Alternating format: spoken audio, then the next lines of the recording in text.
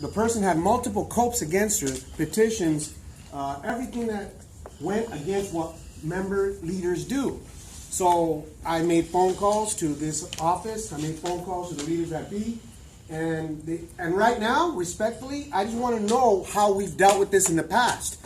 You don't hire someone or you don't get someone to be a shop steward leader at any level that has multiple copes and lack of ethics for our members, right? So with that said, I want to know what the turnout is, just generally speaking, is when somebody puts in their signatures, they've gone through the due process, however, they have all these copes against them, divides their own office, and because they don't hear answers, now they're retaliating against members. So, where are we at that? Where does it fall? And where do we continue? And so that's my question to the floor. She got her 30% signatures? That's correct.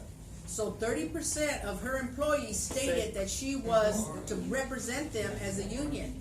Now, you need to bring the evidence, and it probably come to regional council, and I'm chair of regional council, so you would come with your evidence that why we should not approve her as a steward. But you gotta come with hard evidence. If you have to come down, somehow we can probably get a Lancaster office and you can get on the TV here to show down here. So that way you'll have a lot of members there. We won't take that away from you from driving all the way down here. But if she got her 30%, those members in her unit say that they want her to represent her. If you're not in her unit. Right, but here, no. She's not a sub steward, right? Yes. Did she become a steward? No, I don't know. I still don't have the answer. She wants to become. So because she didn't get clear answers, right? She began to retaliate every single day to everyone, micromanaging. So my point is this: documentation.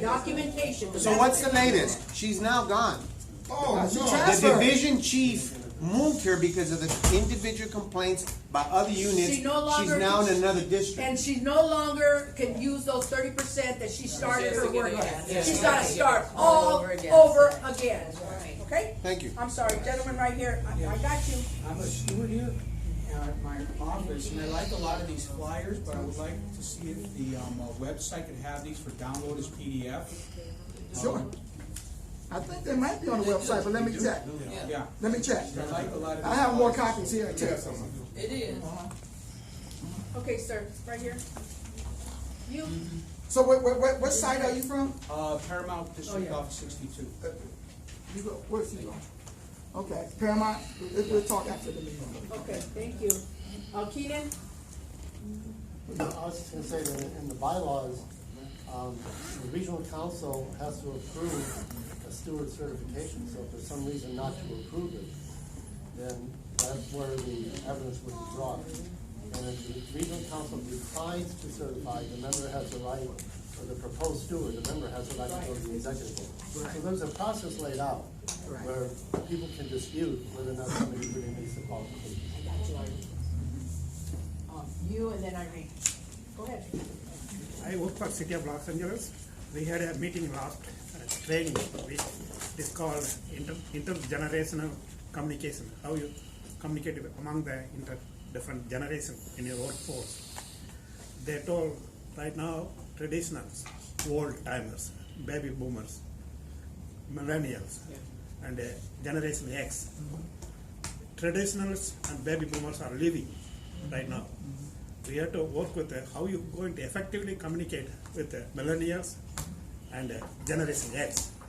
You look at here, how many millennials are here. We have to take steps to bring active part in the union. That we have to focus.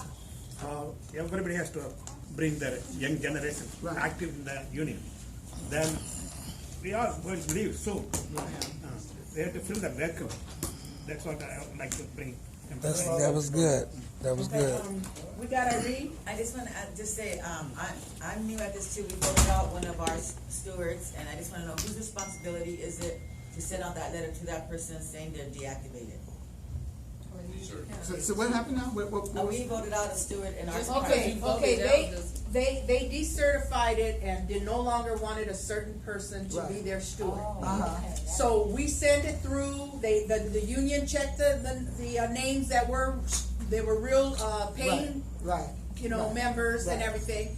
They were about to give her her letter, and then all of a sudden she was transferred to another area. So they stopped the decert here in this house. They stopped it and said, well, since she's not over in this area anymore, Right. and she's over there, Right. but they got to understand, she should have done it all over again as far in that area, but they didn't. They said, oh no, she's a steward. Well, guess what? They brought her back into the area that they signed petitions that they no longer wanted her representing because she was going to management and letting the management know before management even left the meetings that she already knew. Those kind of allegations that were brought. Yeah. So now she's back in the area, and I was told that a letter was going to go out to her stating now that she's back in her area, and the letter will go out that she has to appeal it to the regional if she wants to, but that she would be deserted. Right.